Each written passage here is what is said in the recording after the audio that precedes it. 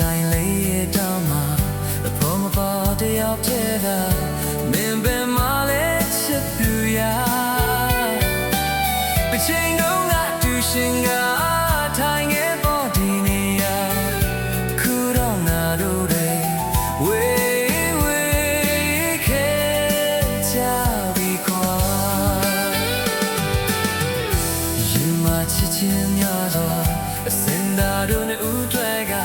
တချင်တစ်ခါစီကအလိုဝေဒနာဟိုတို့ကပြောရွှင်စရာ